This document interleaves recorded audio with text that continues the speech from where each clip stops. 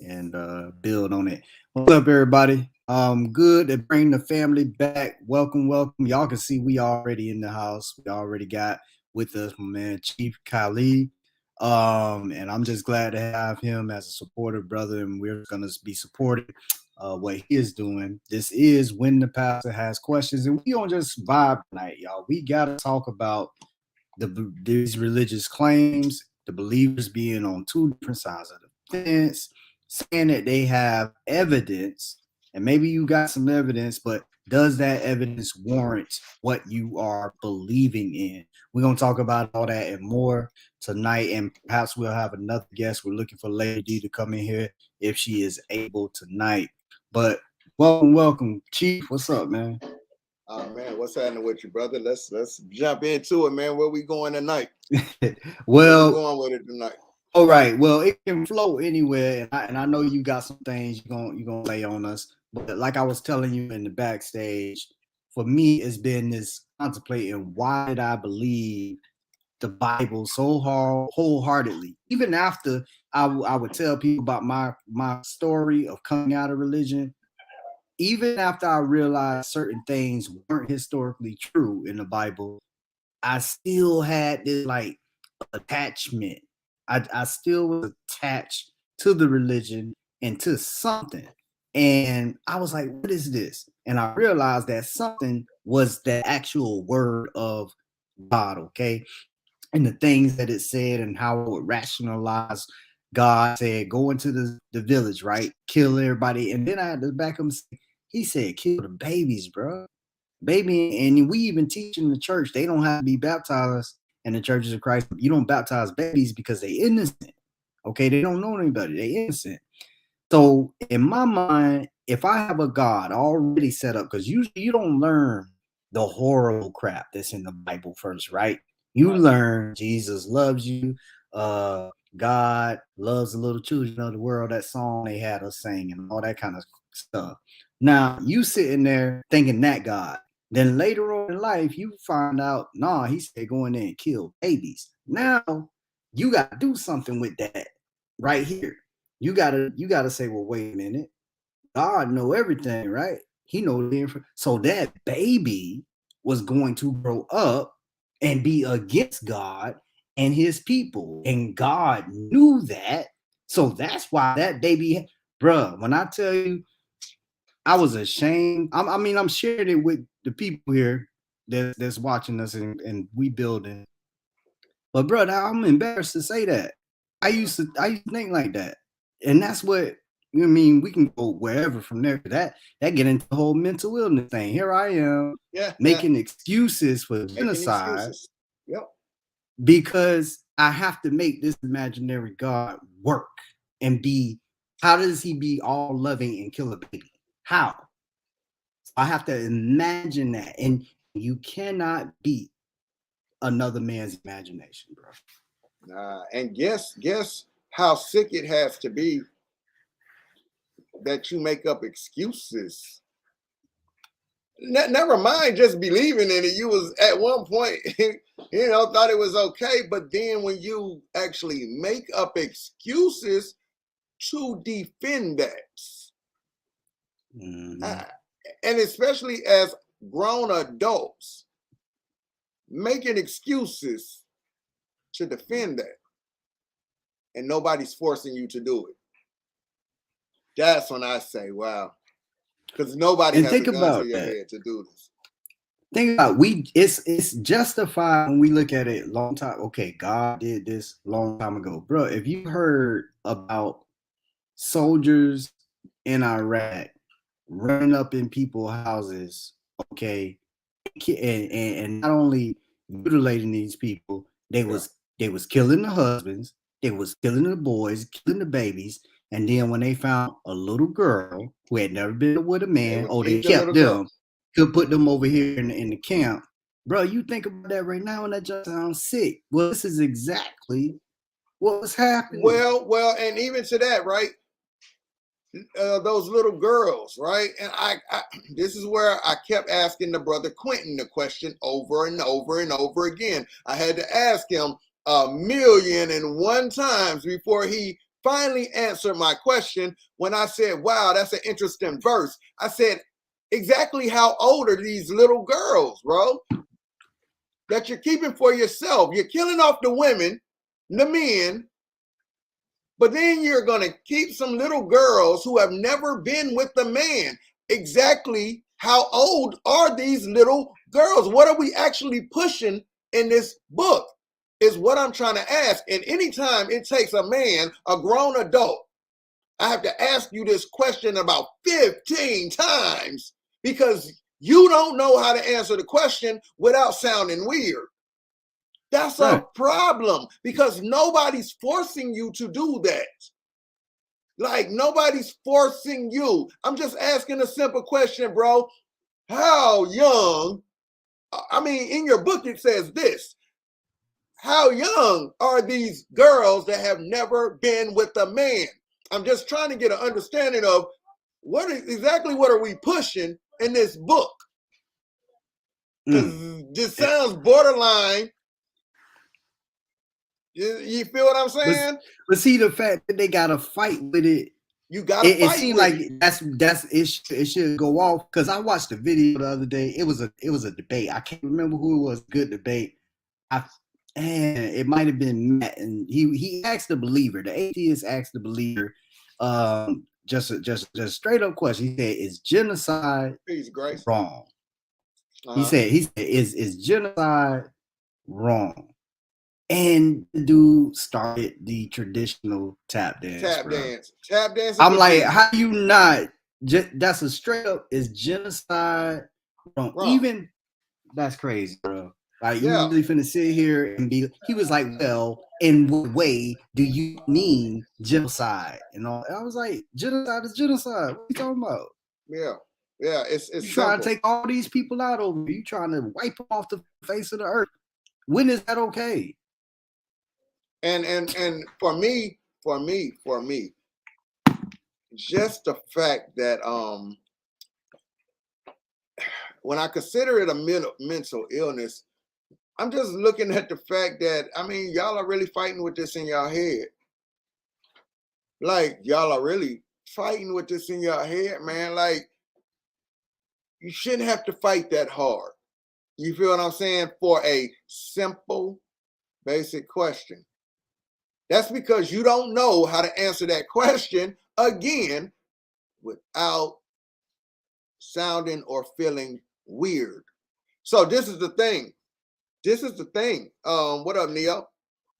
This is the thing. When people say, I told you the way I talk to them a lot of times, I talk to them very, I use certain words and I say certain things to make you feel a certain way as a grown adult. You feel what I'm saying? To kind of hit something somewhere. So when they say, "Oh, you making me feel stupid," or woo, yeah. If you feeling that way by the way you're answering these questions, maybe you should feel stupid.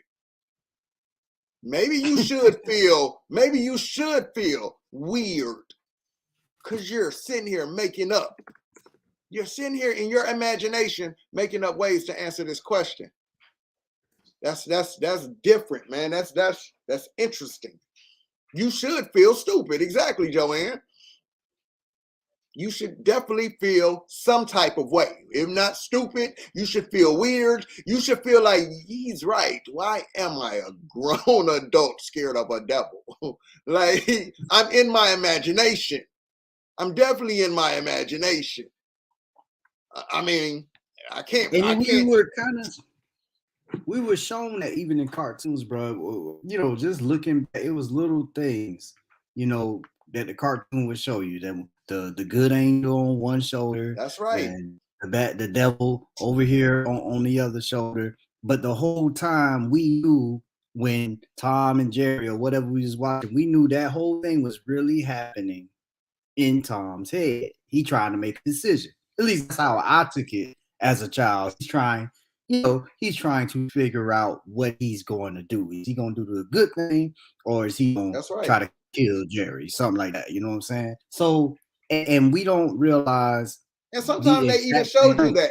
They even showed you that image of it in your head in Yeah, those cartoons. yeah, the little cloud come out, the Yeah, it thought was, cloud. or it wasn't always on your shoulder, but they would open up your head. Like I've seen cartoons Mhm. where they let you look inside their head, and there's a devil and an angel going Going at it. back and forth. Yeah, And it's in your they're head. showing you that this stuff is definitely in your head. But I wanted to bring it back to some things you talked about the mental health though, bro, because that mental health is beginning to be a thing. I did watch the one video on the religious trauma syndrome, Okay. and a lot of the symptoms and the things that he was talking about made a whole lot of sense. But my thing was, you know what? You're always taught. And I know if you coming out of religion or in religion, you know what I'm finna say. You're taught that you are nothing but dirt. Facts. Okay, you're Facts. taught even your good, your It's not. righteousness It's not. Yeah. is That's as right. filthy rags. But here was the thing for me. I remember preaching on this one time. When you say and yeah, man, a lady came up to me after, she was like, I didn't know what it means. When you look up what 50 rag means in Yeah. the original language, Mm. it has to basically be a pad, bro, a dirty, used, maxi pad. But back then they used rags. Women, y'all know what I'm talking about?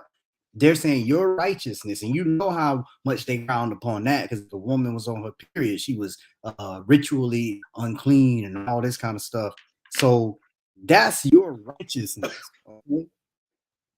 We got Neo joining in right on time with female energy. Yes. Yes. Yes. So, Sister so Neo. that's Hey, peace, where. peace, peace. What's up, Peace, Neo? Neo. What's What's up? happening? That much. Trying to get my Bluetooth headphones. Oh, I won't be able to turn on the camera today, so I'm gonna be moving around too It's much. cool. All right. It, But sorry it's I'm late. cool. No, I don't know if you were able to hear anything, but I was going into we having a free talk about the religion, but we was talking about imagination. Now we built up into how this religious thing and some of these false beliefs that have been embedded in us, that this can possibly lead to a mental illness of itself, or how is some of the things that believers, some of the ways that believers act out their religion, how is it any different from what we see in certain people with certain mental health issues? And so I'm saying one of the things I see in religion is when you really look down on yourself, it can create a low image of self because you're taught that you're nothing but dirt. Your righteousness is as filthy rags. You're nothing without Jesus. And whatever you feel you accomplish anything, it was only because you had the anointing oil placed on you, and Jesus made it so for you. Blah blah blah blah blah blah. Hello. And that, yeah, Okay.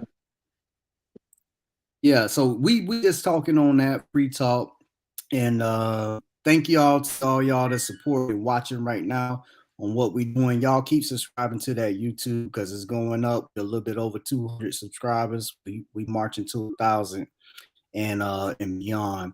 So Neo, it's good to have you with us. I just wanted to bring you up to speed. And my sister, if you want to say anything, go ahead. Yeah. Just touch on that mental illness part.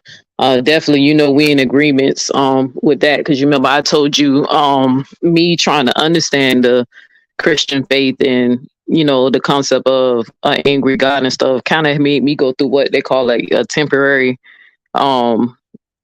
psychosis moment. Like I kind of lost my mind for a little bit because of the fear overwhelmed me so bad that I thought God was trying to kill me. I was like paralyzed, couldn't get off the couch for like 3 days, and demons was going to get me and all that stuff. So it really plays into it. The mind is powerful. Like, to be honest with you, I know you touched on imagination, but the things that can psychologically just mentally penetrate your cognitive way of thinking, you'll be amazed. Like the images that we come up with, you know, and how you really have to learn how to master your mind. I'm still doing that. That's why I'm practicing Buddhism now to try to reverse all that trauma, because I'm one of those ones who suffered from that, scared to die, thinking that God hates me, I'm going to hell, you know, all that. So it really can drive somebody, you know, nuts. And you know, a reason why I speak out against it, because I always share a story of one time that I was in church, and there was a pastor. He had, you know, did his little sermon, and then his first lady, she got up and started talking about how I guess a semi truck hit a bus or something like that, and that, you know, the bus caught on fire and you could hear the kids screaming and stuff like that. So she basically was trying to tell the people to get right, because you never know when you're gonna die. And you know, when you know how they do the altar call, it's not funny, but Yeah. you know how they do the altar call. When they wound up doing the altar call, it was a young lady who I seen. She got up and she began to like tremble, like when she walked up to the altar. Even though I seen this young girl get saved before, but she was like literally shaking and trembling coming up to the altar. And I'm an adult, and it had me scared, but I ain't get up because, you know, at that time I felt like I was already saved, so I didn't need to do it again. But in my mind, I remember that's like one of the days that I felt some type of way in church, because I was like, how can you teach us a loving God, but trying to use kids getting burned up in the bus as a reason to come and get saved? You get what I'm saying? Like, what kind of message is that? And I'm telling you, this little girl was trembling. And then when I left church that night, only thing I could do was think about her all night. And I was like, she's going to be traumatized for the rest of her life. Wow. So she You was know, coming down there because she felt like it could, you know, that could happen to her. She could get burned in yeah, the bus. or, you know, just the concept of just being killed that way. You know, she was trembling. And I told you, I watched her. She was just shaking, walking down the aisle. And I'm just in my mind, I'm like, this something's not right with this. You know what I'm saying? I just really felt uncomfortable. I didn't feel like, you know, that was love. But I felt like the first lady, you know, not trying to bash on her too much, because that's probably how she was taught how to come to Christ, through fear. You know what I'm saying? But there was no love message that night. They used a story of kids getting killed in a accident to make people come to Jesus. So that's that psychological trauma that I was telling you about. And that can stick with you forever, because that's one of the things that people report coming out of. I had my bout with it. I don't think I would struggle with it that long. But when you think about a hell, just you know, you have to sit and ponder that. And that's what made me think of the argument. There's a text in Thessalonians. I was talking to Carly about it on the live the other day, where Paul supposedly said God will send you a strong delusion that you would believe a lie. In other words, they was rejecting the so-called truth, but then because they was rejecting it, God said, okay, I'm gonna make sure that they stay in their lie by sending them stuff that supports in their mind the lie. And I'm like, you know, he's sitting over here spending energy to convince them, but yet he says that he's not willing that any should perish. It seemed like if you know what would convince me to believe in you, in this Bible version of you, if you know what that is, why not send that as the thing that you would want to do? Why wouldn't that be what you want to do in order to have me saved? Because if anybody knows what you need to be convinced, it would be who? It would be the God of the Bible that you're told knows your thoughts before you think them. Stuff like that. Yeah, it's just like, well, that's why with that free will argument, I just remind people like, well, it says right here, he'll send you a strong delusion, or he'll let lion spirits come to you. So, you know, why can't he send a spirit that's going to make you believe? You know, like, I just never got that concept. But it's just the whole, you know, just talking about that lion spirit. We just was talking about that. Yeah. That, you know, I think because they try to use that scripture to say that God cannot lie. They say he'll just send spirits to do it, but he never does it. It doesn't matter. He signs the permission slip. But it's an endorsement. He signs to the go permission and slip. The deceive. lion spirit came to him first. The lion spirit didn't just go do. The lion spirit came to God first, and then God signed the permission slip.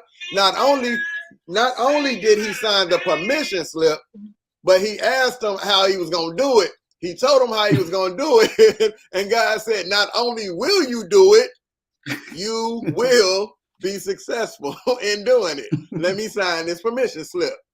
Carry on, lion spirit.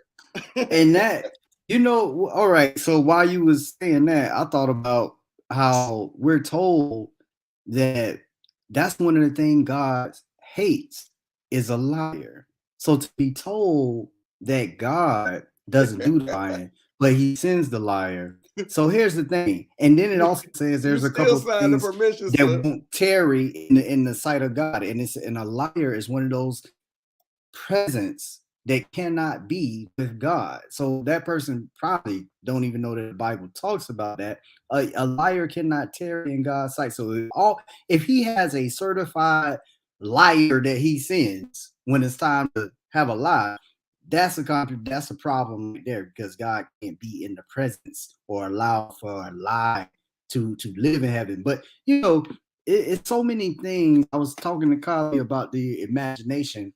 We have to make it work. You think about it, may be a contradiction when we're looking at it objectively, how we're trying to look at it, but in a person's mind, this stuff, because it's tied in with their imagination, this stuff makes sense. When what I'm talking about, to give you an example, is God is seen as holy.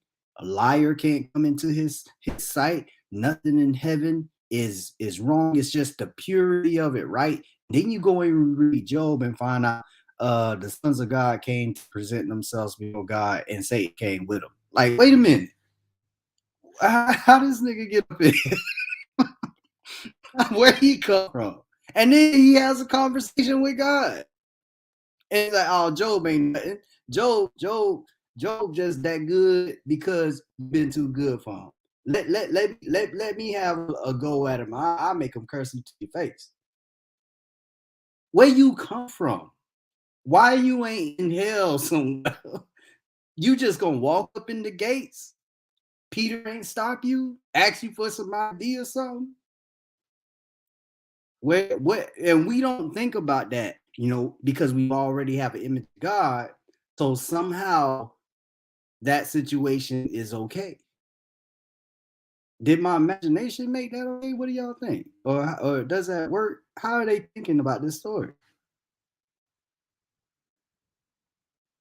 Oh, you muted, Colin.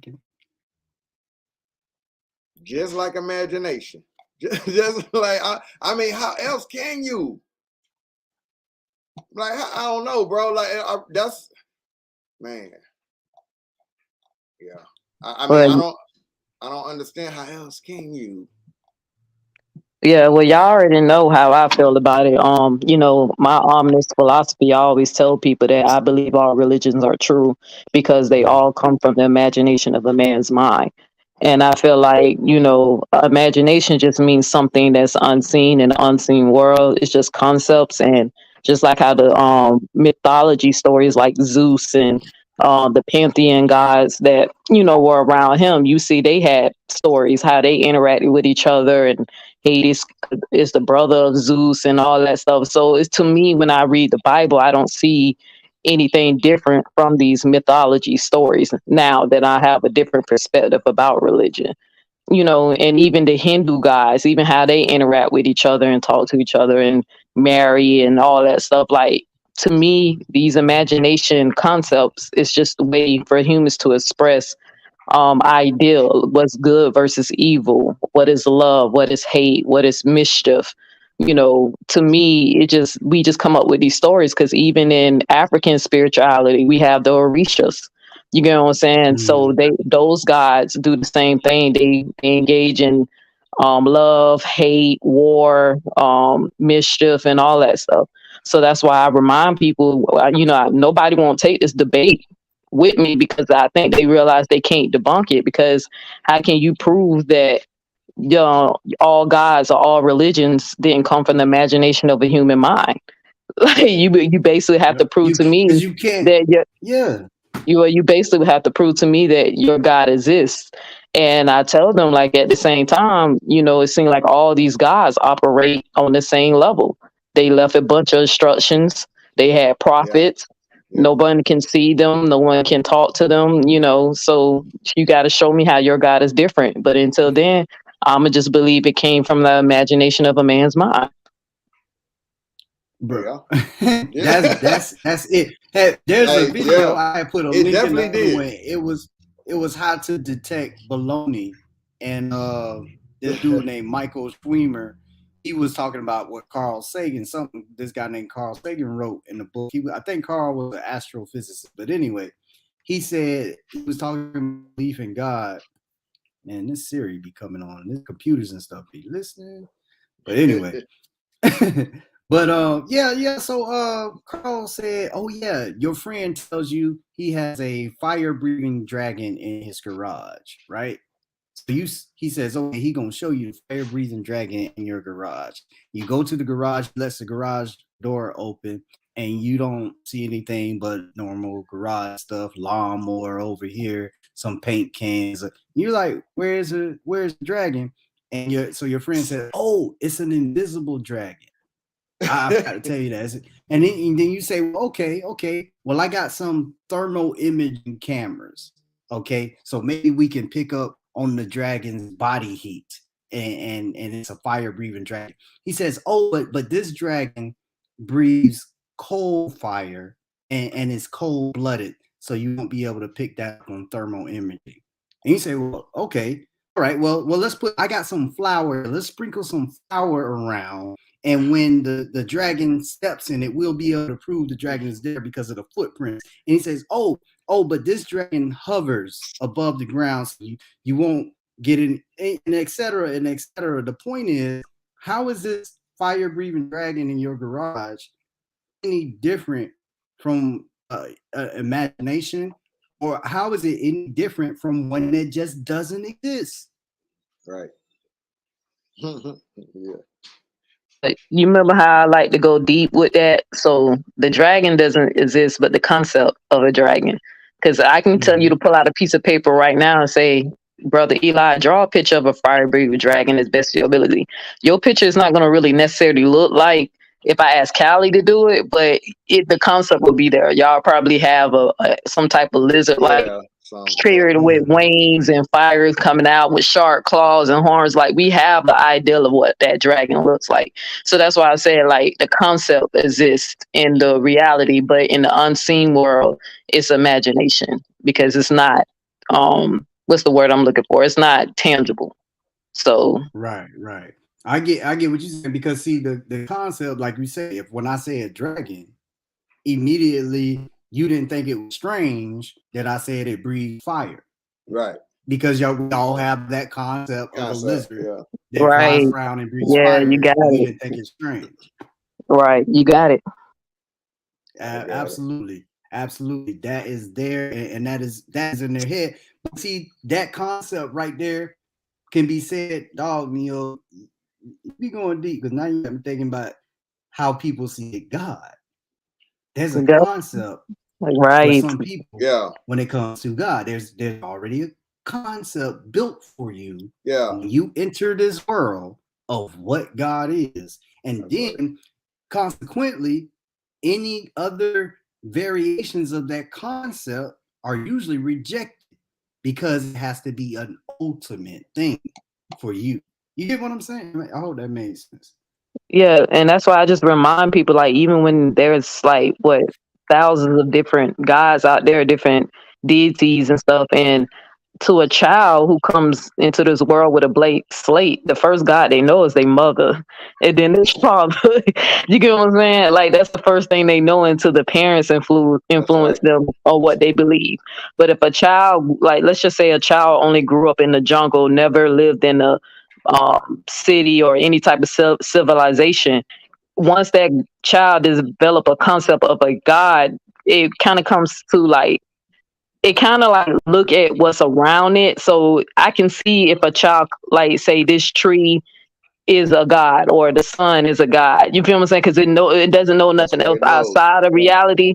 but the imagination comes in on what this God would look like to this child because they didn't see anything else. You know what I'm saying? That's right. So it's kind of deep, bro. It's like that's why when I keep telling people, I was like, hey, all religions and all God come from the imagination of a man's mind.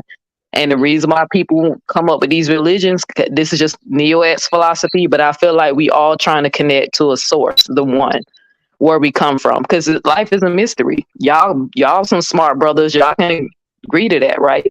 You don't know where you were before you got here, and you don't know where you're gonna go until you leave. Right. For some reason, the way it's designed, we're limited down here to the things we can do. Right. So I believe even this creation God, if you want to believe in a creator, I believe that that is even imagination too, that was given to us. Yeah, I mean, hey, I'm with you all the way about it coming from somebody's imagination. I'm definitely with you. Let me ask you this though, Neo. Like, since we're talking about imagination, right? Any story in that Bible, what do you think might have been, in your opinion, one of the best imagination stories in that book? I mean, with it coming from a human's imagination. I probably say the Book of Revelation, because I mean, is it Revelation? Is Which it? one got where the angels don't look human? Like the angels look like creatures and beasts and stuff. Like that's Revelation, right? Right. Yeah, I probably say the Book of Revelations, probably like because I was like, the things we can imagine in our minds, like Right. these, even the angels have human like, not human like, but beast like animalistic concepts. It's kind of hard. Okay, what's the word when people who worship gods but they get them from animals? It's called Zeus something, anamorphic something. But even if you look at the angels, I forgot the word, but it's when people like deify animals. Are we but talking even about that, like with the even with the African study? well, you know how like in the Bible, like one of the angels have like a head of a lion and yeah, I know what you're talking gotcha. about. But So, but you see how in Book of Revelation they couldn't really describe something that we didn't see before, like something that doesn't have a concept. So that's why I was like, when you was like, what can be the biggest imagination? I probably would say that story. So, yeah, that was up. That was up. You know, I was always curious. So I hadn't heard her stance on the whole religion thing, and I heard her say that you know how she thinks it comes from the mind of a human or whatever, and I agree. But it was interesting. It's interesting to hear how she going in about the concepts and stuff, though. Yeah, and you know, not trying to cut you off, but even the consciousness thing, that's why I remind, you know, people when I talk to them about imagination, the person who invented the microwave, right? The concept of everything that makes a microwave, like the technology that and the engineering that goes behind that, that always existed, but it existed in the unseen world. But whoever the person who came up with the idea to invent a microwave, that knowledge was given to that person and that person only. So then they invented the microwave. You get what I'm saying? Okay. So now we are proving the microwave. Now microwaves are better. You can warm up your food in less than a minute now, you know? But that's what I mean when I tell people imagination. Remember, everything that we know existed at one point in the unseen world. So it's not too far-fetched to say that a concept of a God exists in the unseen world. Not saying that gods are real, but it's the way that we can like diverse our ideas of love, hate, judgment, right and wrong. You get what I'm saying? Yeah, I can do that. Yeah. Let me read this comment that might go along with what you're saying there from Texas Goddess. It said, yes, religion is man-made construct created to connect / understand our creator, to find out where we came from, what happens when we die, and what we should do while we're here. And I think I can relate with that because that has been a thought of mine since I was 9 years old. Sometimes I talk about how that's just something you lay in the bed and think about where I come from, how did I get here, and you get deep with it, really. At least that's how I thought about certain things. I wanted to ask Kali and you know about this question, because how do we liberate, let's say, our our Christian believers and our friends, because one thing they're really afraid of and they believe really exists, it's a thing, is sin. Okay, this thing called sin. And if you have it and you die having it, now you got a whole nother consequence that you can't do anything about, nowhere out. That's the hell thing we were referring to. But what causes you to go to hell is sin. So what is that? And I would ask you also, y'all too, as former believers, think back when you were a believer. What is it though? Some people, and let's get the simple stuff out of the way. The transgression of the law. Okay, you went against something God said, but what is it though? Yeah, I don't know, man. I didn't know then, and I don't know now. I didn't know then, and I don't know now. Yeah, I'm kind of like halfway with Callie on that. Even though I did go to a deep Bible study before at a church that I used to be a part of, where they kind of taught us that sin was just missing the mark of God, like basically not doing the will of the will of God. Look at Callie. Boy, listen. But I'm just telling you, that's what they kind of told us. It basically means to miss the mark, like, you know, going outside the will of God. So anything that you do that's outside the will of God, that's kind of like what sin is. Well, So, ain't nobody going to heaven. Ain't nobody, not even the best believer you think is the best believer. Because somewhere they missing the mark. Somewhere. But this is the part. This is my pushback to that, but is it our fault though? You know, like I give the example of Adam and Eve. The name of the tree they ate from was called the knowledge of good and evil. How could they know right from wrong if they didn't even have knowledge of what was good or what was evil? So, you know, I've been asking that question. When I asked that question, I was still in the church, but I was on the 90 degree of my U-turn, I guess. And I asked that question, like, wait a minute. I asked it this way. I said, Christians, have y'all ever stopped to think about the knowledge of good was also on that tree? In other words, to know that you're doing something you should do is on the tree. That's not something that, according to what is believed or how the story is presented, that's not something that was in Eve. It's like they forget knowing how to do good was on the tree. That gets overshadowed in her doing what we already perceive, because we're being taught a story that gets caught up in what we already perceive as her doing wrong, because she shouldn't be touching this tree, more or less eating it. It says she should never even touch the tree. So we forget that good was on the tree. Y'all understand the point I'm making when I say that? Also on that tree, yeah. How can you? I'm sorry. Go ahead. I'm sorry. No, you go ahead. You got it. No, you was about to say something. I'm sorry. It's just a little delay. Nah. Go ahead. If you. Well, I was going to say, Callie, I would like to change my answer. You know how you said, I said Revelation. I changed my mind. I'm just going to say maybe the story of Genesis. It's just the imagination, because even the concept of, I don't understand why the tree of knowledge of good and evil, why did it existed in the first place? And why do people even ignore the part that once they ate from the tree, God spoke to whoever else was around and said, man has not become like us, knowing good and evil. So a whole lot going on right there. Yeah, right. And then, so was it something wrong with men knowing good and evil, or we wasn't supposed to never know that? You know what I'm saying? And why was the tree there? If that's something that we was never supposed to accomplish, I can't fathom the story. Like, what is the story trying to communicate with us by saying that tree was there?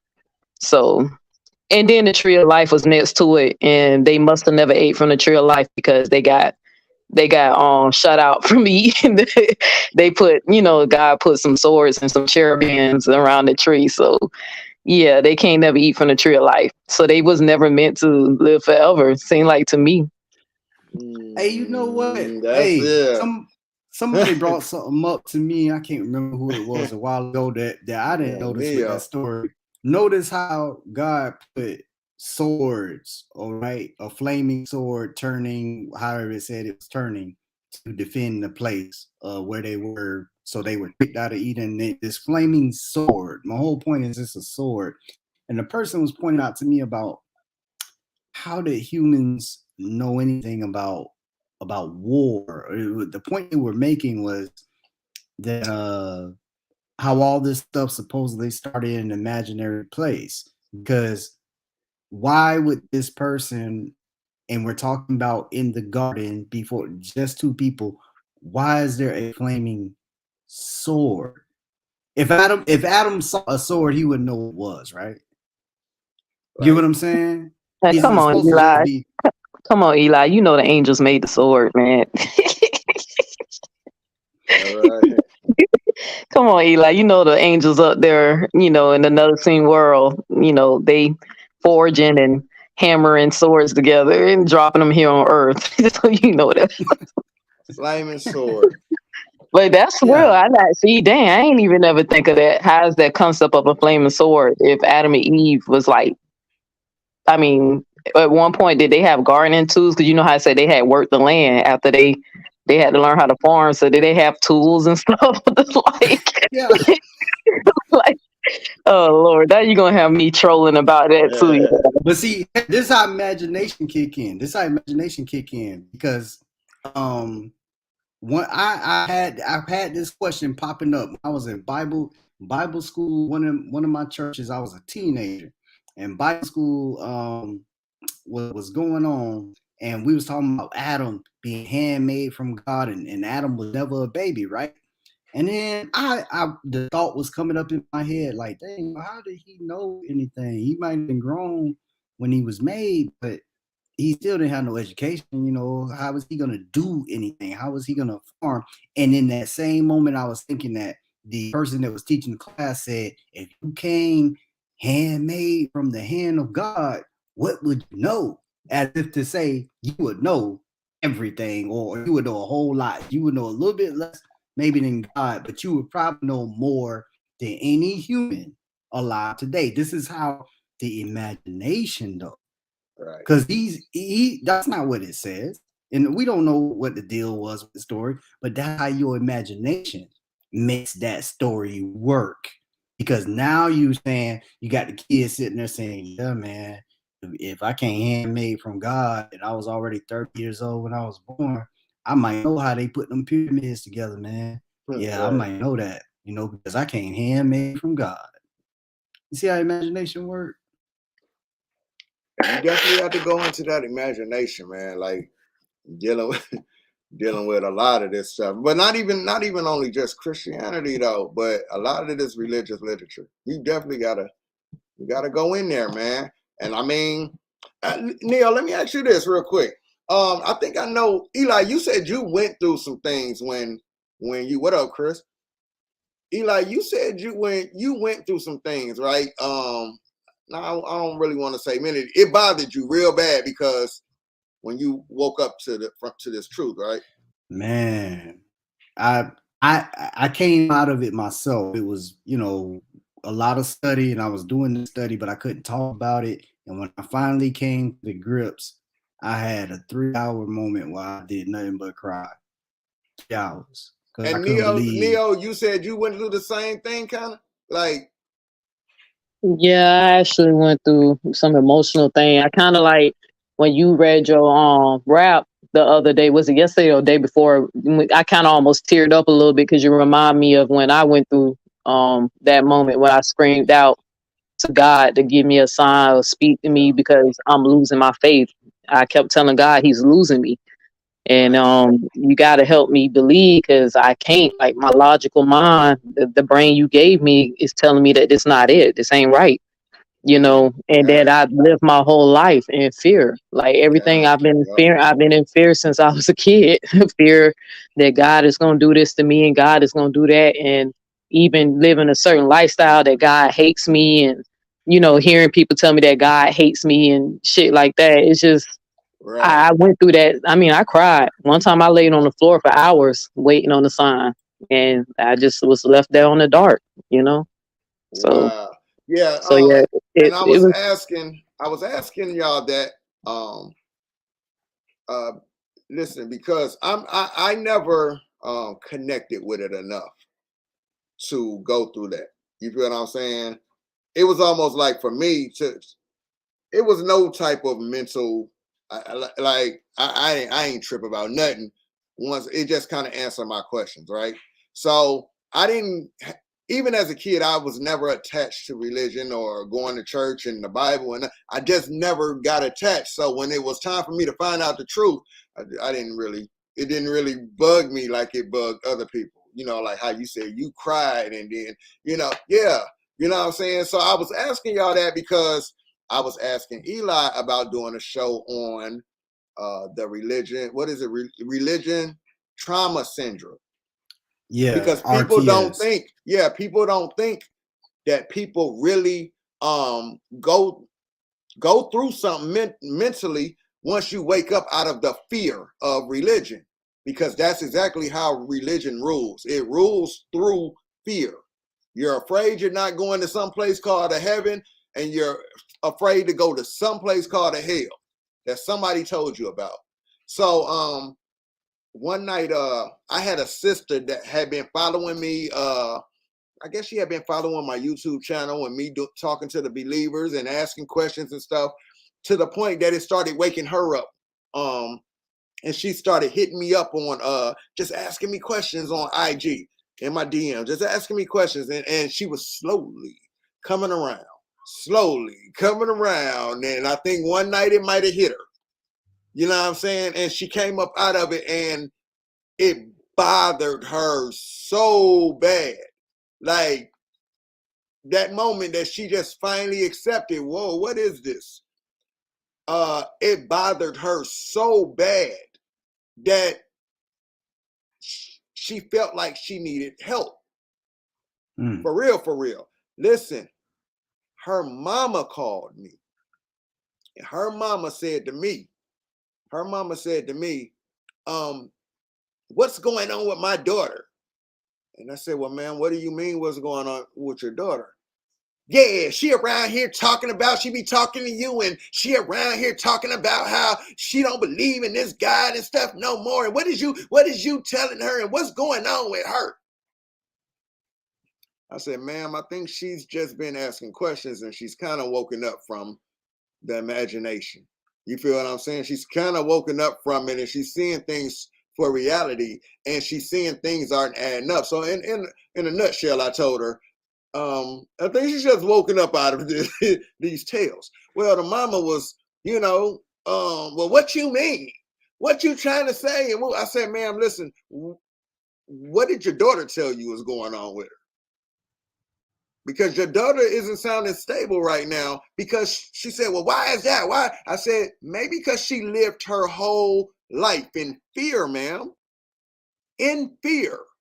And now that this weight is lifted up off her shoulder, she's happy about it, but she's also traumatized right now because she was scared.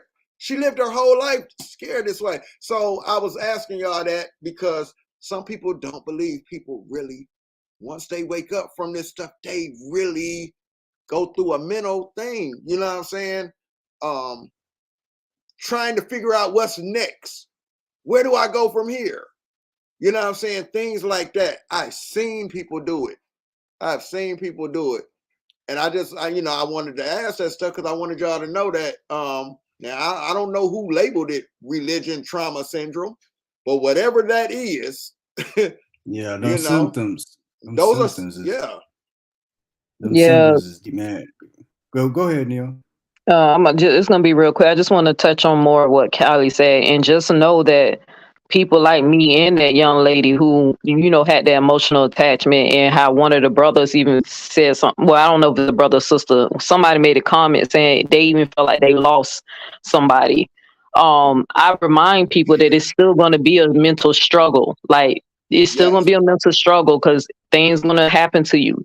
Bad things are going to happen, and you're going to be like, oh, this happened because I stopped believing in God, or God is punishing me. You're going to battle with that. If anybody who's watching Brother Eli's show today, if you one of those people like me and that sister that Callie talking about, it's going to be a mental struggle, because it's basically your whole identity just been taken from you. You know what I'm saying? Exactly. And then you struggling with, okay, but if I'm wrong, but then you try to go back, but then you can't be fake about it. You don't want what I like to call the fire insurance, that I only want to bleed because I don't want to go to hell. It's this drive that you actually love this God so much that you want a genuine connection. And that's what I pray about. I'll be like, yo, I don't want to fake it. I don't want to believe in you, so I don't want to go to hell. If you really want true love, unconditional love from me, and vice versa, just show me that you're real. Show me that you are the one true living God, and I will worship you. But I can't just go off of faith. I can't fake it no Yeah. more. So that's why I remind people it's going to be emotional. Like even that book that I read with Mr. Willie Cartwright, his book, he mentioned his wife and him. They both went through that a few times before they finally gave it all up. So it's going to be a battle. So you one of the lucky ones, Callie. But even sometimes I have a panic attack and be like, man, should I pray about this, or should I meditate? Or should I go back to Christianity to ease my mind? But then I know the truth behind that is I genuinely don't believe the shit no more. So it's not going to help me, Yeah. But I'm telling you, it's really a mental struggle. So right now, I'm just practicing peace and studying and meditate, eat healthy. And look, y'all, we were just talking about the fear part of things, right? I don't know if this is Dewanda in there, or I know this name. I can't remember who this is. Grace. What is it? This is Oh no. one. Okay, well, that person also This is said, the new me. okay, I think they be on my channel. I think they be in my chat. This one.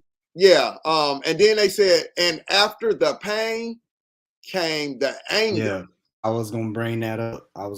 Yeah. Yeah. You feel what I'm saying? Like, so I was just talking about the fear part of it, or the disappointment part of it.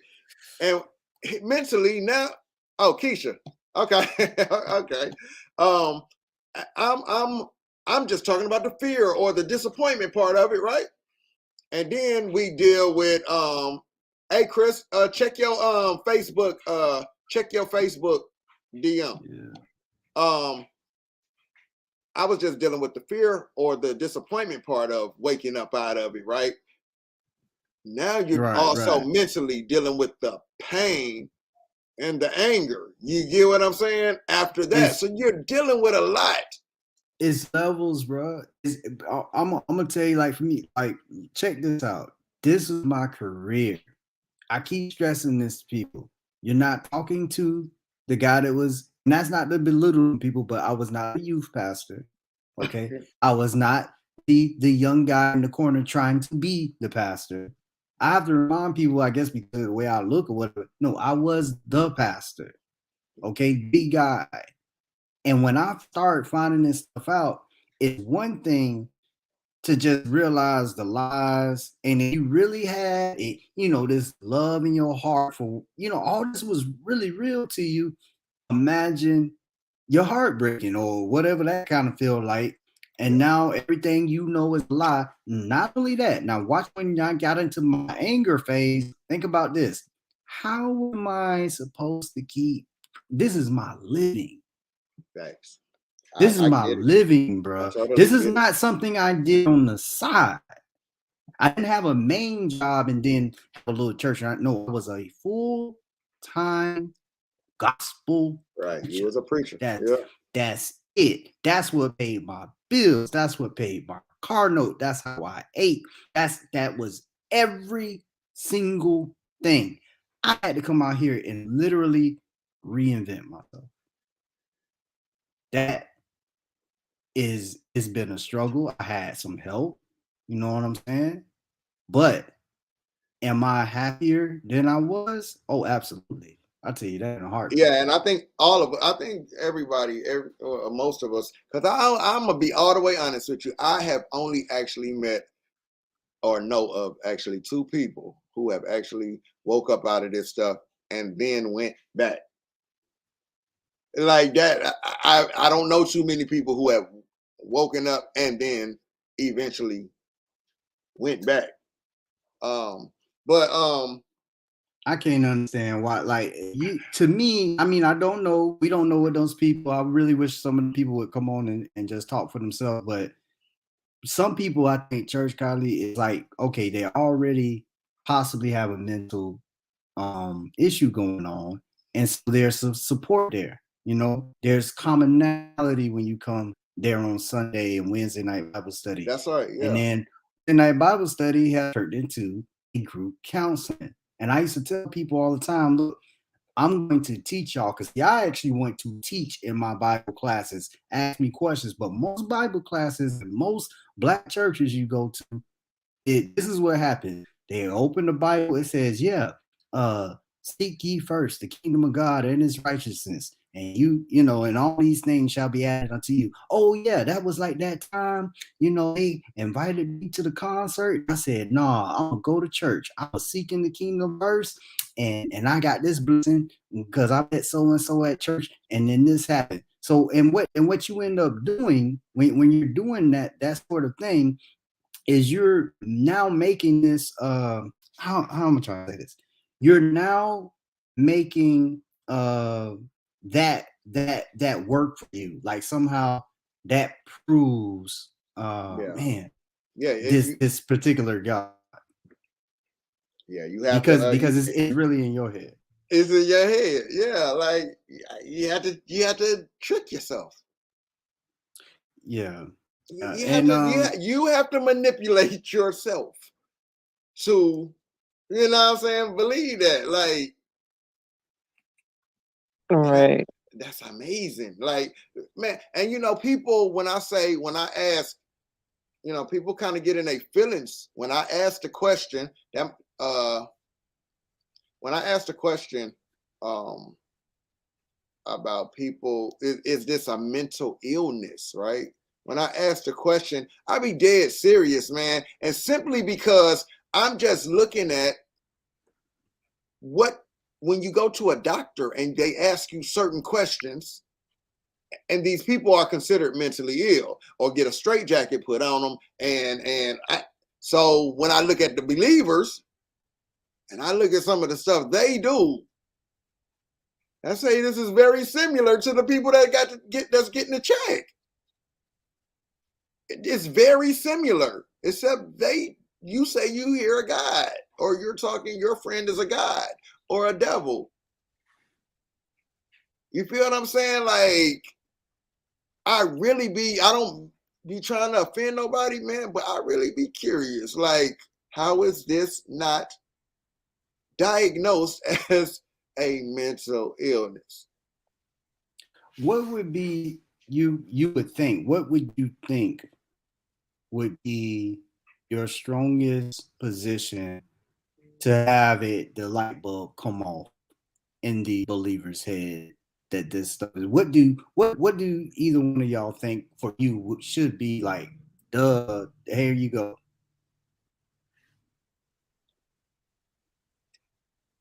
You mean just anywhere? Just or what? Maybe what did it for you, or what do you have like? I have certain arguments I feel like you can't get around at the end of the day. There's a lot of them you can't get around. Yeah, for me, it was very basic questions that couldn't be answered. You get what I'm saying? Or very basic questions, when I asked for it to be proved, they can't prove it. You feel what I'm saying? It's just something they believe. And then it was just questions for me, because it started to really show me how people play inside their heads. Like, it started to show for me, like, they just made that up. Right. Yeah. And it was things like that bothered me, that God watched you just stand here and make that up. Like, and you had no fear of doing that while God's watching. If I can't be afraid of your God if you're not afraid of your God. Come on, like You don't Right. see changes. Why would it for you if it ain't working for them? yeah. Yeah. I really never connected. I probably would say with me, Brother Eli, it was the concept of how people keep pushing that this God is perfect and that, you know, this God is all knowing and all that stuff. And when I began to question it, I kind of like open my mind and remind myself of what I like to call the human error, where we know that the Bible has been translated so many different times, and we know they added stuff, took stuff out. There's no historical, archaeological evidence to back up a lot of claims in the Bible, even like the Exodus story, you know. And I just felt like a lot of things, if this is something that's perfect and comes from the Word of God, It's I not feel like done. it wouldn't be without blemish, you know. So I probably say that's kind of what did it for me, because I was like, y'all know my stance. I still believe in a divine creator or divine source. I just don't believe it's the one of the Bible. You feel what I'm saying? I feel like that came from the imagination of a man's mind. But even with me, when I sit back and meditate and, you know, whatever, I imagine God as energy, a mathematical problem, intellect, love, like anything that's like positive, just so I can kind of just stay grounded, right? So I can just don't lose my mind, because we know that's something that happens here for some reason. They want to teach us that God gives us free will, but then they can't explain mental illness. Like if a person have no control of their mind anymore, how can they determine right from Oh wrong? man, How can they that, even in our legal system, that once we deem somebody insane, they don't even get the same punishment. They go to a hospital and get taken care of. They don't, you know what I'm saying? So that's why I mentioned this on your channel the other day, Brother Eli. I said mental illness is one of the reasons why I don't believe in free will according to the Bible. But that's kind of like with me. If you want to know what kind of did it to me, I was like, okay, this God is perfect, but what is perfect? Because the way the Bible description is, that this God of the Bible, it has too many human-like characteristics. facts. You know, down to the jealousy, down to picking a favorite people, down to sending, like you say, strong delusions, or sending lies, or creating the concept of good and evil and putting it in a tree, and, you know, tempting man to see if we were smart enough to eat it or not, even though the Bible say the snake was smarter than the human. So Yeah. but to me, that don't sound like a perfect guy. Because, like, man, if you ever just look up to the stars, look at the sun, look at the moon, whatever this intelligent source is, it's so intelligent. It knew how far to keep the earth from the sun so we don't burn up. And y'all want me to believe that that's the same God that's sending people to hell for not believing in it without revealing itself. So that's why I said, to me, it just don't add up. Or told you to write a book. He's so smart, or is so smart and intelligent that it kept the sun away just enough. Come on, and then he decides, I'm gonna dumb myself down to put my important word into a book that can be tampered with, rewrote, and interpreted all kind of ways. Yeah. Okay. All right. Right. All right. When I was studying and coming out, since you bring up the stars, Neil, when I was studying and coming out of religion, I remember, for those of you that know what astrotheology is, I remember thinking that made more sense than putting it in a book, going back to what Kali was saying. Because what astrotheology, for some people says, is that the story is told in the stars, you know, around the winter solstice, and then the 3 days of the sun and all that kind of stuff. And that's the death, burial, and resurrection story. It was meant for a real person, even though I don't believe that a real person manifested because of that. But story up there would make more sense, because here, like Neo was saying, if you can imagine God, why would you, as God, want these people to be with you forever, those souls or whatever they are, then not give them a word that can't be debated? In other words, the word should be undeniable. And one of the perfect ways to do that, as far as I can tell, we're not even close to the technology of getting to the closest star outside of the sun from us. The sun is the closest star. And I think the next closest star is like 1.4, 0.4.1 light years away. Point being, if you want to write something as God, put it up there where man can't mess with it. Facts. Yeah. Facts. Or And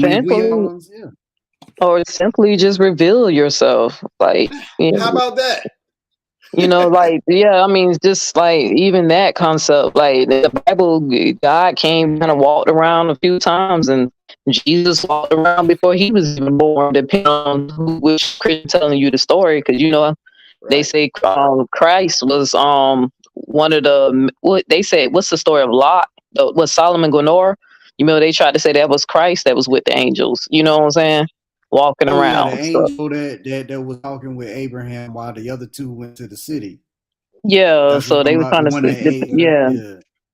So, but I mean, at the end of the day, like I said, for some reason, it's designed that we do not know anything else outside this reality until we pass on, and we didn't know anything when we came into. So I just remind people that, hey, you was born with a blank slate. I really believe it's just a philosophy that we're here, we experience life, you learn, you observe it, and then when you leave, you take it back with you to whatever the source came from. But even this guy, I mean, even I'm telling you, every time I keep thinking about it, it needs humans to worship it.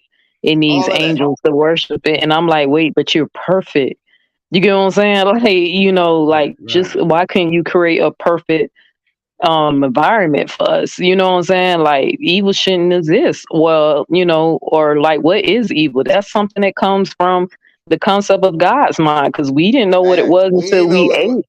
Until we ate from the tree. So it's just one of those things, like they try to limit this divine creator to some stories in the book, and I'm like, yo, the divine creator I believe in created that God and created everything, and it's just not like a judgment type thing, like right from wrong. I just feel like it's a way to divinely involve intelligently. And if just to give you a brief idea of what I mean about that, you remember we started off with rocks and sticks. We weren't born with tools. We picked up a rock and stick and made fire, and now we driving cars. Now we flying. So I feel like we're gonna evolve. That's the whole point of evolving into a higher being. So that's kind of like, I know that's probably a little esoteric, a little pseudo, but I'd be like, that made me. I got a question for y'all. I said, if you even thinking about our imagination now, Callie, look at the movies we make, Star Wars and Star Trek, Galaxy, Kings of the Galaxy. We imagining even living outside this earth.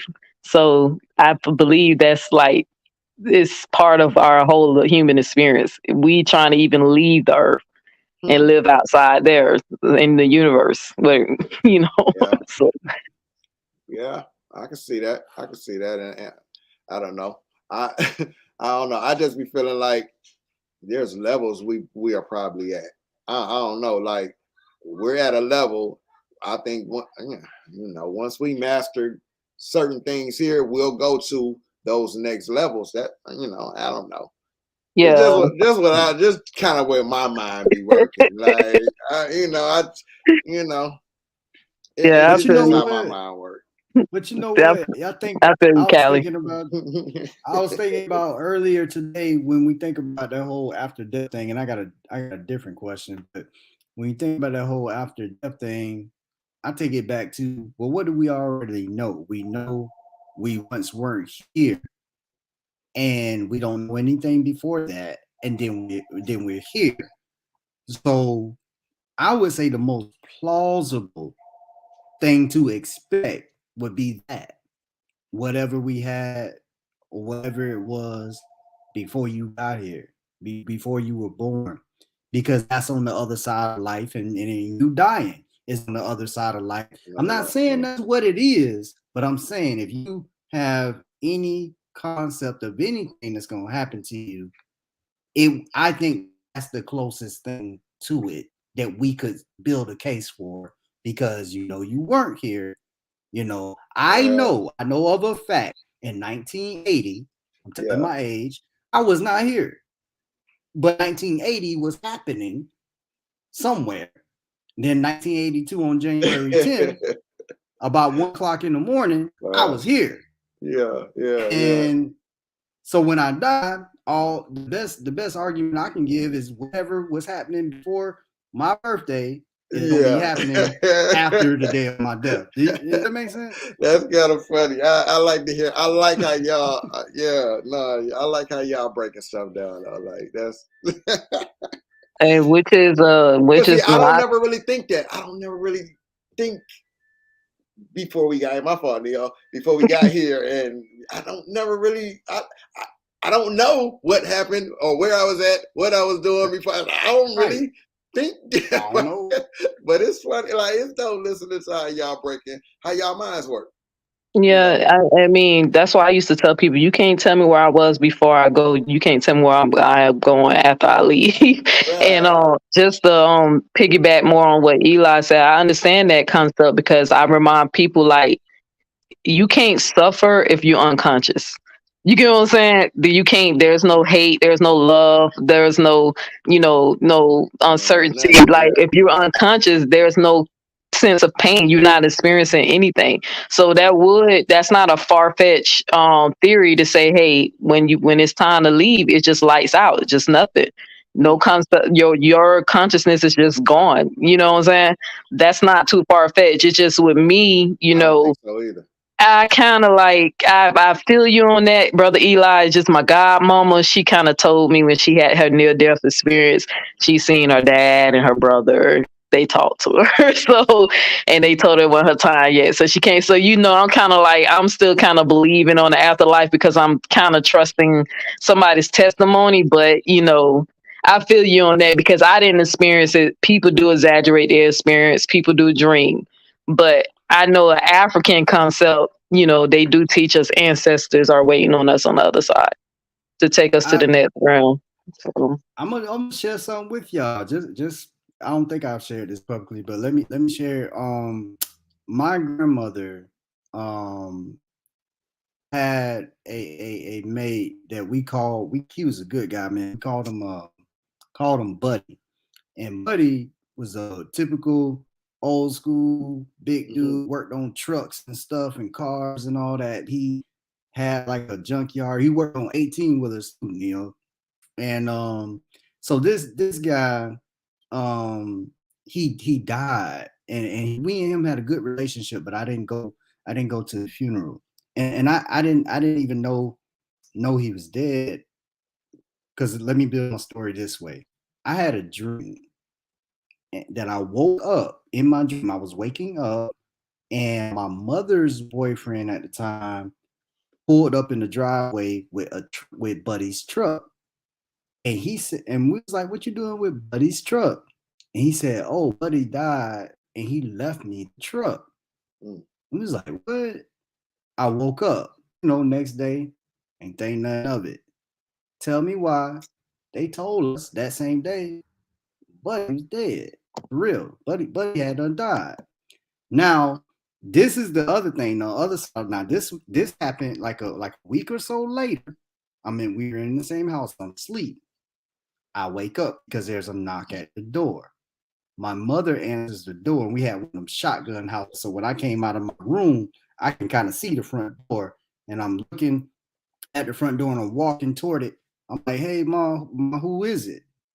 There is Buddy with some other lady I didn't really recognize. And he was like, "Yeah, I ain't say my, I almost said my nickname on here. I'll tell y'all about that offline."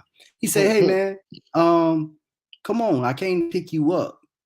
And I started backing up because I'm thinking reality here, but I'm in a dream. I start backing up. I'm like, "Nah, Buddy dead." I tripped over something in my dream and I woke up. And this is when the older people started telling me, "Man, if you would went with him, you would have been dead." And so I said all that to say, I was dead. Mind can do a whole lot of things. I don't know what my mind was going through, but I'm with you, Neil. I'm with you on thinking something else. My point I was just making, if we had to build a case right now on what most likely, like if I were to say I had any evidence, Not even telling you what I believe, because I think there's something going on after this. But if I had to build a case, I was just gonna base it off of what we already know. And for me, I really have to ask that question about where was I before I got here, and then the experience y'all probably done been put under anesthesia or whatever. Where do you go? You know when they really put you out, when they put you out, Yeah, where do you go? you out, and you out. Yeah. They told them people told me, okay, Mr. Taylor, count backwards from 10 to 1. Bro, I said 10, 9, 8. Opened my eyes, said 7. They were like, okay, we're good. I was like, what happened? All them hours I just lost, they were gone. I don't have no nothing. I knew nothing for the next few hours. It wasn't even a dream for me. Nothing. There was just nothing. And then I was back in a few hours. Yeah, that's that Neo X question about the anesthesia. When I be trying to tell people, hey, brother Eli, I be like, hey, where you think you went? Where did your consciousness go? Like, Right. Yeah, your brain can perceive it. Like when you wake up, you be trying to think. You be like, dang, the last thing I remember was counting. Then it was darkness, and then next thing I know, y'all woke me up. Like, you're like, I just had surgery a few months ago, and they got my ass. I told them, I was like, hey man, this medication y'all gave me ain't working. I said this anesthesia, this anxiety medicine. I'm still nervous, man. Y'all need to give me some medicine before y'all put me under. And that man said, what you said? I said the medication ain't. And then next thing I know, your surgery went well. Wow. And I was like, you bastards. Y'all were putting me under while I was complaining. Wow. Cause they got to distract you. So they ain't asked me to count. They were just up there fooling around, had me complaining. They're like, hey man, I'm scared, bro. Before y'all put me on, I'm nervous. I don't like surgery. So, but they had knocked me out. But then when I kept thinking about it, I was like, dang, I was in a state of void. Yeah. Where did your consciousness go? Bro, that's gone. And then I would maybe this would be a question. This ain't my question. I want to ask y'all think on this. I want to ask y'all, what is a miracle? That'd probably be the last question before we get out of here. But on them lines, Neo, you the philosopher. I really ain't as deep as you when it come to that. But if I was out like that, if I were out, they put me out and I lost all of that time and consciousness. Isn't it tied to our existence? And my question would be, I know my body was here with y'all, but my conscience was where? We don't know. Therefore, did I exist in those hours while they were working on me? On my body. Yeah. Did you? You know what I'm saying? I know I went there, but if the real you, all right, put it like this. That consciousness, whatever consciousness is, like I'm looking at Kylie right now, but that's just his face. That's not what makes him him. Yeah. He exists though. I know he exists because he's a conscious being, or at least that's how I'm perceiving it. But the moment he gets put on the anesthesia and he goes and he's gone, he's not conscious. Conscious is not there. Does he exist? Yeah, I think we all lose consciousness every time we go to sleep. Why do we have to sleep? It's like our soul has to rest and go to a state of void, or we go into our imagination and dream. So how come we can see things so vividly in our dreams? Like, it's kind of deep. But okay. Well, maybe I'll talk. So what do y'all think a miracle is, and does it exist? And we're gonna get out of here tonight because I do want this to be out there on the waves of the internet for the believers and the non-believers. What is that, y'all? What is a miracle? Examples. Well, yeah. You got it, Neil? I know I just taught. I was gonna let you go. Okay. Well, a miracle, man. I feel like it has to be something like extraordinary that happens. That, you know what I'm saying? Maybe it's a mystery, something that's just extraordinary that may take place or yeah, you know, and nobody can explain it. Or maybe something that helped you out, you know, that we can't explain. I'm gonna share my screen so y'all I can see don't it, know. and y'all just. I'm just gonna put the definition. That's all. I guess that's kind of where I'm at with it. I'm with you. When I was a Christian, I used to say I believe a miracle was anything that happens that you can't remove God out of the equation. Mm. But now that Mm. I'm more of a free thinker, spiritual person. I have a teacher named Shechem Ra, and I be trying to get him with That's the my Neo. dude. That's my Yeah, I be. boy. Oh, you know him? Yeah, he was Yeah, on I my know. show. Yeah, exactly. Yeah, I Yeah. had him on my show, I think last week. And when I be trying to get him with the Neo X questions, but Shechem Ra is a little wise, so I got to work a little harder. They trap him in the question, but he reminds me that everything has laws, you know. So when we say miracle, it's kind of like the miracle has to break the law. You get what I'm saying? And he was like, and what the universe revealed to us that the laws can be bent, but they can never really be broken. And you remember when I tried to ask him, like, you know, how come why can't amputees grow back their limbs if all it takes for them to believe in all things are possible through Jesus Christ or whatever. Mm-hmm. How come there's no proof of anybody limbs growing back? You know, and he was like, yeah, because that's not in the human law. We can't generate once our leg cut off, it doesn't grow back. But a starfish or lizard, something like that, they can grow back missing limbs. But humans, that's not written in the law, our essence of what he like to call the law. So to me, I don't know if I can believe in miracles anymore because I never witnessed it. Everything that I thought was a miracle turned out to be just laws bending, or there were some type of medical reason. So, Mm-hmm. so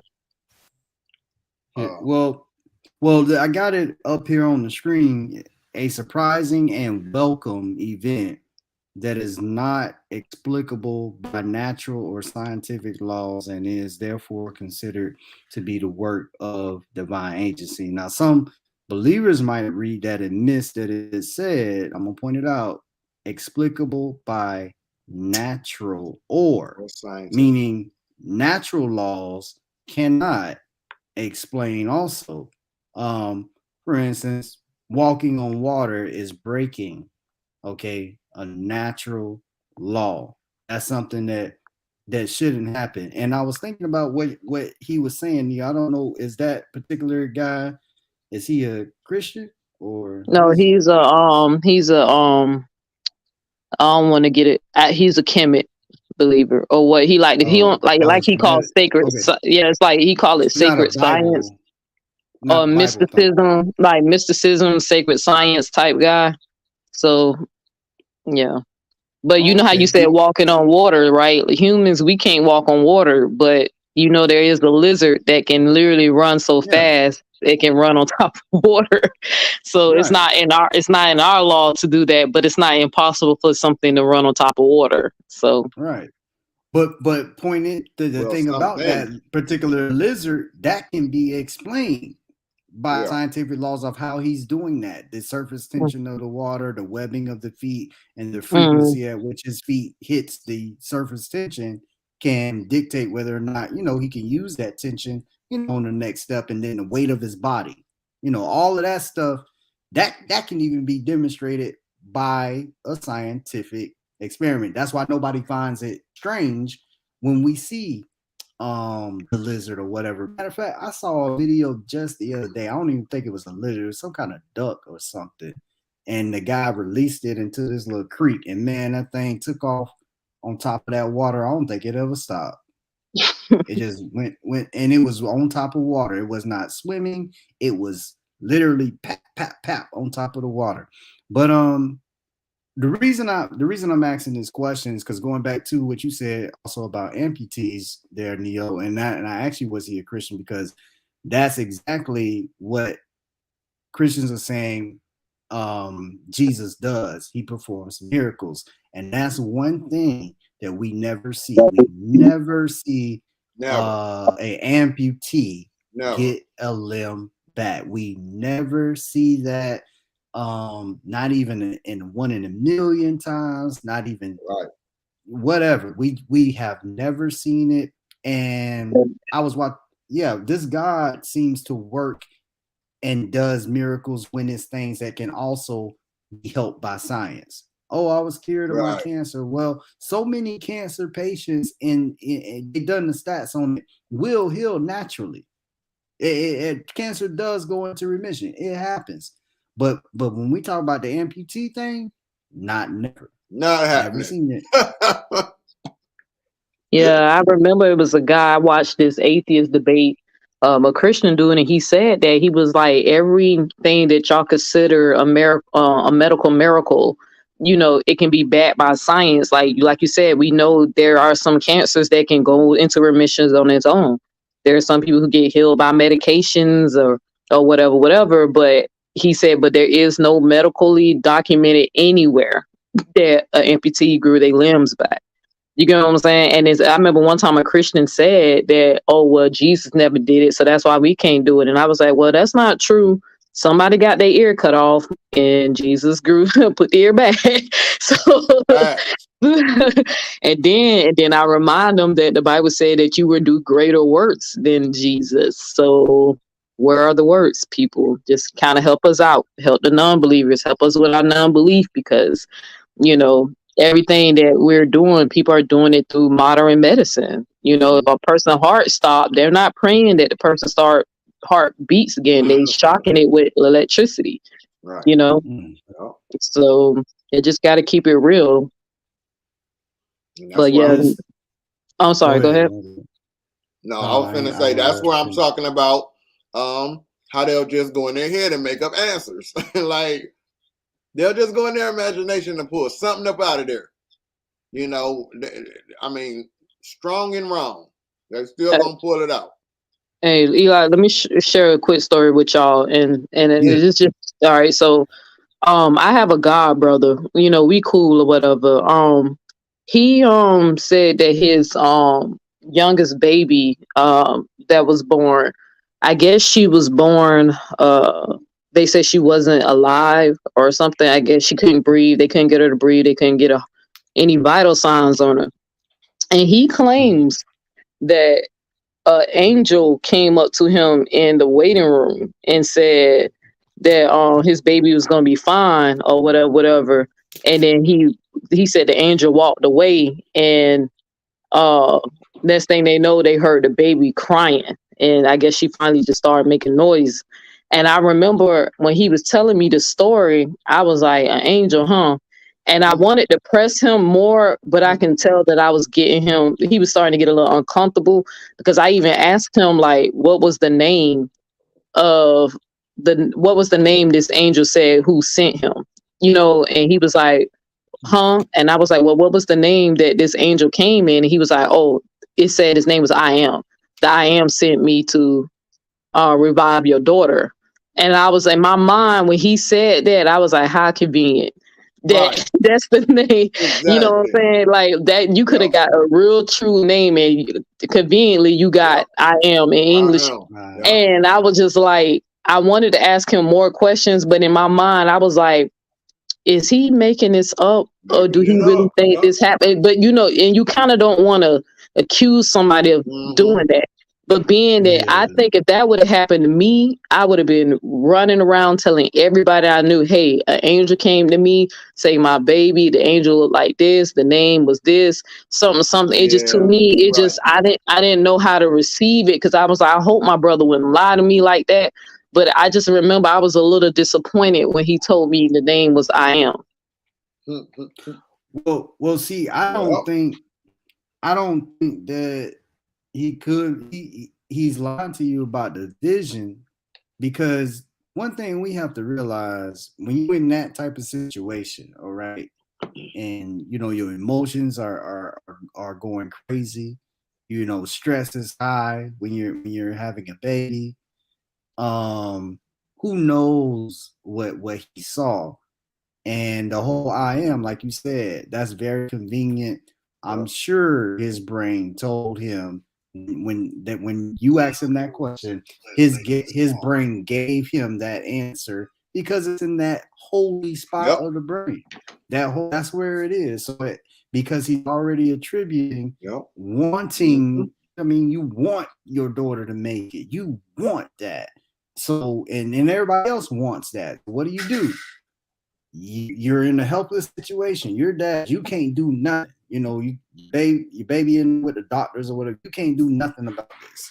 All you can do is work right up in here. That's all you can do. Yeah, I just felt like I just felt like because he knew I was going through the whole Israelite thing at the time, and y'all don't know the name of God, and da da da. His name is Yah, and all that stuff. He knew I was going through that phase. This is when I was in the Hebrew Israelite faith, but I was just curious because he seen me. I looked him dead in his eye. I said, "You said the angel said God sent the angel to come and revive your baby." He was like, "Yeah." I said, "So what's the name?" And he said, "Huh?" I said, "What was the name?" He said, "Oh, I am." And I was like, "Okay, how convenient, bro." Okay. But then I was like, man, that could have been a good testimony story that probably would have helped me stay in the faith, but that actually discouraged me.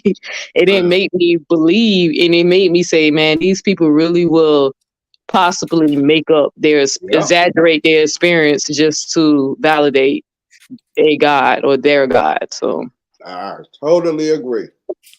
I wanted to throw this out there just so the believers that have some Bible about this amputee thing, and they have to look up the word withered. One of the texts they can look at is Luke 6:6. What it's going to tell them there is that it came to pass that also another Sabbath he entered into the synagogue, taught, and there was a man with his hand and his right hand was withered. And then you can go on and read the story. We know Jesus supposedly healed this man, but withered hand is not like, you got a hand, but something's broken or messed up with your hand. A withered hand would have been like the equivalent of amputee today, in the sense that there's nothing going on, like it's completely dried up. The hand is if you hit it, it'll fall off and the person won't feel it. Does that make sense? Yeah. If you look up this word, you look up this word. So Jesus apparently healed what we would consider amputees back here in Luke 6:6. And going on with what Neo was saying, he does say you'll do greater works, but this has never happened outside.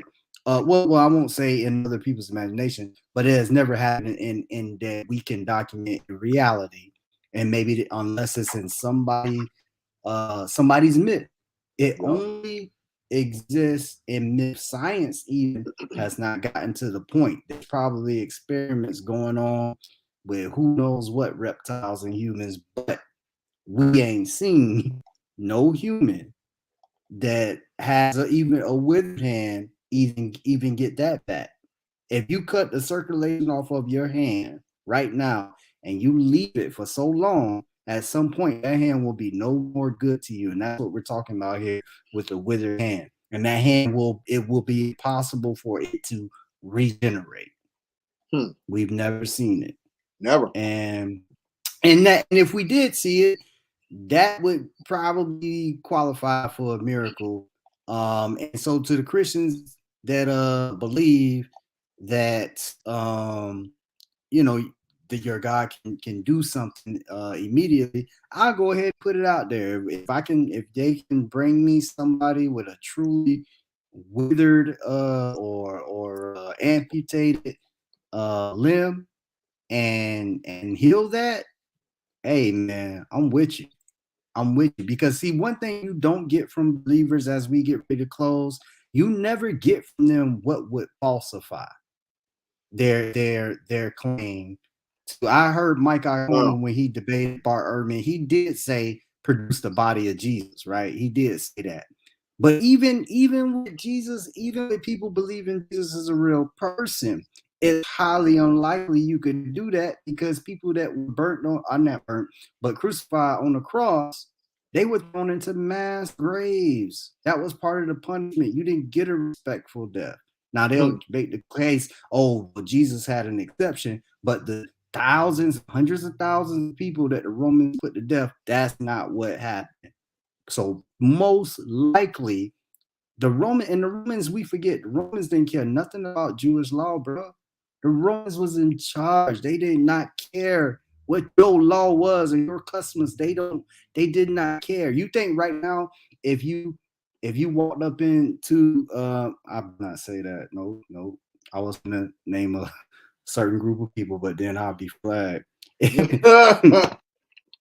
If you, I guess it's the people that Kanye dealing with right now. I haven't watched the whole story, but if you were to tell them people, you know what I'm saying, that you over here doing your thing, them people would not take your word for it, so to speak. So I'm gonna get off of that because I don't want to get flagged. It seems like people control everything. I know what I'm talking about. Let me just get off the people right quick because I really don't know how to say it. They're gonna decode you. We knew you were talking about us. Nah, man. But yeah, man, none of this has ever happened. It's never been seen. So to the believers, if y'all can produce that, you know, y'all can help out a whole lot of folk. And I just don't understand why it's always such a problem. Like, I mean, y'all love to show off about them. I mean, I don't get it. Why is it always such a problem when we ask for something just that simple? You know what I mean? Something just that simple. We ain't asking for nothing outrageous. Not for a God. Nothing outrageous. I mean, I think you do get to a certain level when you begin to mature from the claims of the Bible, even down to like you said, we don't even ask for much. Most of us just asking for proof, validation, just some type of thing that's just beyond faith. I mean, we have our senses. We were born with hearing, seeing, smelling, and all that stuff. So I just feel like if the God of the Bible is the real God, I just feel like it just have some explaining to do because exactly, Neo. I mean, and not even a way of me saying like, hey, you know, you're wrong. I'm saying that even my human mind, I can't comprehend why, you know, because you limit my mind to that. You know what I'm saying? Like everything that's wrong is because you created it. Even down to the story of the Bible about confusing the language. It said, and a lot of Christians ignore this part of the Bible too. When I showed them that it was more than one God that was speaking when they say, "Let us go down and confuse their language." You know what I'm saying? Like now, look at all the confusion we have today. Like so many different denominations, Hebrew Israelites battling with each other. The name Jesus is not even the Savior's name. Even that we calling on some made up name that came up about 400 years ago. So it just seemed like at the end of the day, I just be telling them, bro, that God is operating just like the other gods that exist in the imagination of human mind. And if I'm wrong for that, I'm just asking, hey, show proof, and I recant everything I said. You know, but until then, I got to use my logic. You know, and I don't. And Neo, it's like this, right? Like what confuses me is this. All right, I give it to you. Your God created us, right? This is what I say. We have a brain, right? And with that brain, there are tools that come with that brain that this creator or your God created us with. There are tools. There's belief. There's knowledge. There's logic. There's common sense. There's reasoning. There's all of these different tools that this creator created you with, and you choose to just use one: belief. You know what I mean? Like, that kind of throws me. Like, you wouldn't think your God would want you to use all of these extra tools that come with the brain he or she created you with. There's tools that come with it, and you wonder why you can't figure things out because you choose to try to use a screwdriver when you need a hammer. You feel what I'm saying? Like, I don't think your God would, I don't think this God would want to give you all of these tools when he could have just gave you belief. Just belief. If that's all you're going to use, I could just give you that. But I gave you other tools. You have other tools attached to that brain, but you'd rather just use belief. Yeah. Absolutely. It gave you all of these things. Go ahead, Neil. I'm sorry. No, go ahead. No, I'm just the point that I think he's making, and we forget about that when you're in the belief. You believe that this guy gave you all this cognitive ability to make sense of the world he created and to look at nature and to study it. And the only reason we can all right, we understand nature from the standpoint of science. This is how we determine what is true, what did happen, what didn't happen. And he knew all this was going to happen. Now, there's a challenge here when trying to put together a good case of evidence to make us rationally believe a Red Sea parted and 2.5 million people walked through it. And not only that, I was just thinking as I was reviewing that story today, he said that generation that came out of there were only 2 people that would be alive after they're wandering in the wilderness. I think that was Joshua and Caleb, because they were the only ones that believed when the land went to go spy out. They were the only ones weren't scared. Everybody, and they said, okay, y'all gonna wonder, this generation gotta die off. So wait. There should be about 2 million bodies out there in the desert, bro. And we ain't found not a one. One of them. Yeah. That's a lot of evidence. That's a lot. Or put it like this: that's a lack of evidence. And I know lack of evidence doesn't mean necessarily it didn't happen. I'm not creating a fallacy here, and the reason I'm not is because if that happened, we know what the natural outcome would be because of what Kali said. Our God, they believe our God gave us this type of reasoning ability. So if he put that there, what, you know, why aren't we using it? Like, why do you not use it? That's just interesting to me. Like, you know what I'm saying? When we get to these books and these religious literatures, it's just interesting to me for you to have all of these tools that come with that brain, and you just simply choose not to use it when it comes to these religious literatures and beliefs and stuff. I don't understand how the mind makes that work like that. I just don't. Well, you know, just the brain, you know, our brain is designed to look for to make things habit and pattern.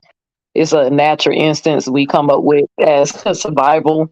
You know, our whole concept of everything we do. So I know it's kind of hard to grasp, but it is kind of hard to jump in another man's imagination to understand.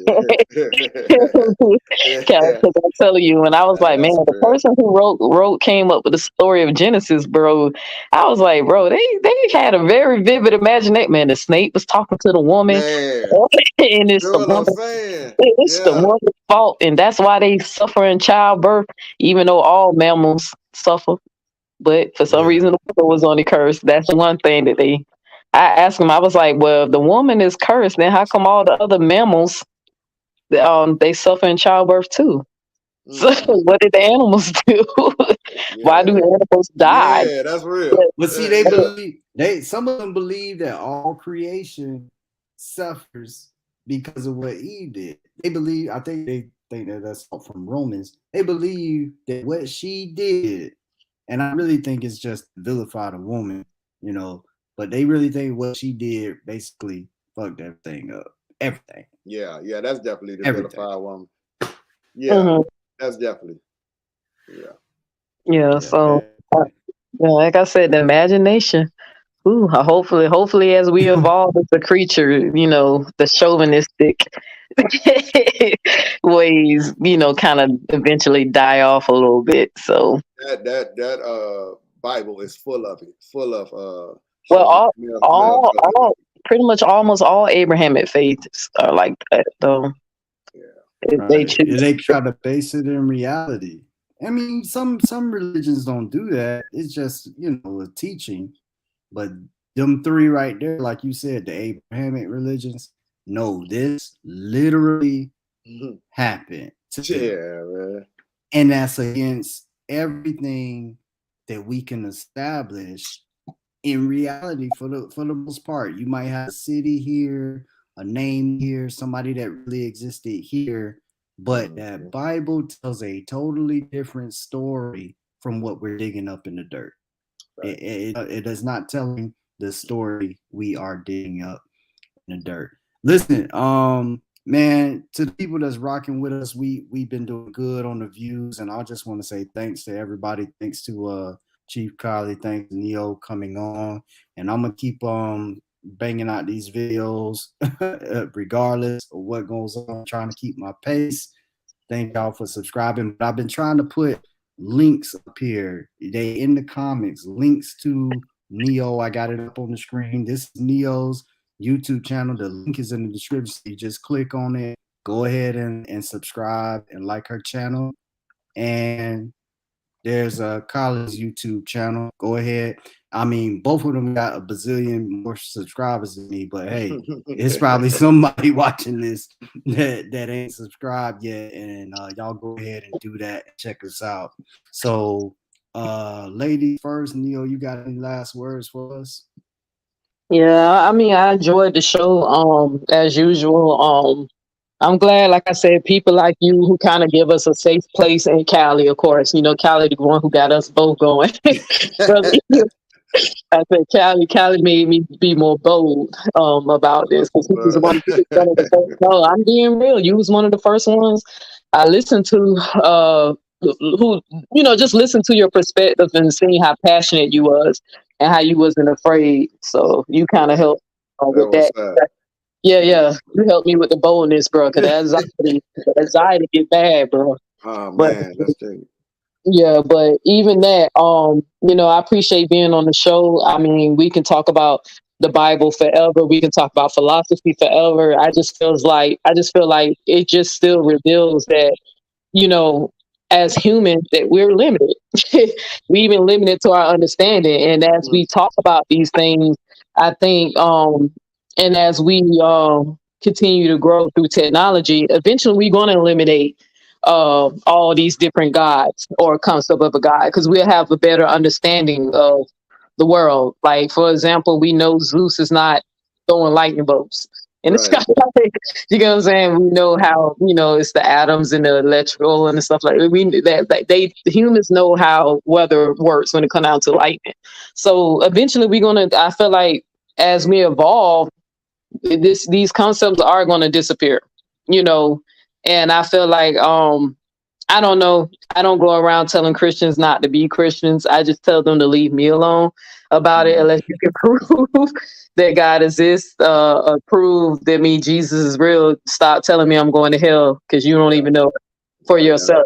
Just believe, And I do want to invite, Brother Eli or, Callie. I kind of do want to do a show maybe tomorrow. I came across something when I was doing some studying on Buddhism, and I just want you to hear a theory about not existing.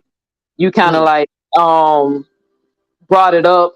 Hey, dang, bro, I'm on live. You okay? Also, but about the concept of not existing, and that I feel like that's a Buddhist concept that I think some people don't realize the end game of what's the purpose of existing.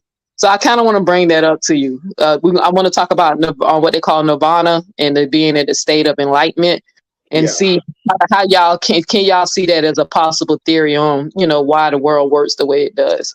But thank you for letting me on the show, Callie. It's always been a pleasure. Always. So, all right, Brother Eli, thank you for letting me on the show.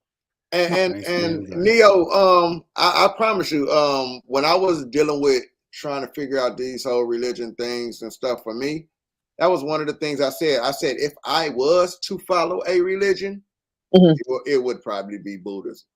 Yeah, and that's funny that you said that because Buddhism is the only religion that says it's like who can prove that it's not a religion. Yeah. It's just usually the person just picking principles of how they want to live their life, Exactly. And I would, I would love to hear you talk more on that, man. So when you do that show, I love to hear what you're talking about on that, because I actually went through just looking into Buddhism and seeing what it was about, and I said, this shit sounds kind of like where I'm at now. Like it sounds like what I'm doing now, so or close to it. They kind of just deify their principles. You know what I'm saying? But I like their principles though, so if you haven't checked into, what Buddhism is, I like it. And I just said, if I was to follow any religion, it would probably be, Buddhism. But yeah, man, that's interesting. That's interesting. But I thank you too, because I like to hear you and Eli, y'all perspectives on things. You had me, Neo, you had me up here the other night looking up videos on Omnius, being on Omnius, because I'm like, I had never heard that before. And I had until never heard Neo. of it before either. So you taught me something else, man. I be listening, boys. I said, I can't go over there with that sister. That's sister too deep, Eli. I can't. But I learned a lot. I learned a lot just watching her channel. So y'all definitely go subscribe to that sister, man, because she be getting deep. Like she be getting deep in her topics and stuff. And y'all already know y'all definitely got to help my boy Eli, man. Let's get him cranked up, man. So that's about it for me, brother. I appreciate both of y'all, man. Man, I appreciate the help to the viewers. Y'all heard what it is. Y'all hit these links. Y'all like and subscribe. Let's do what it do. I'm gonna leave y'all with 2 quotes. I'm gonna leave you with one from Carl Sagan that I like. Extraordinary claims require extraordinary evidence. Base it. Remember that. And this dude here, man, he was crazy articulate. Christopher Hitchens, the Hitchens razor. What can be asserted without evidence can also be dismissed without evidence. Basically, Christopher was saying, if you ain't gonna prove it, get shit out my face, I ain't gotta even look at it. Like Christopher was a beast. But I'm just wanting to leave y'all with that. And my own truth is my only religion. Hey man, family, love y'all. We out. Peace out.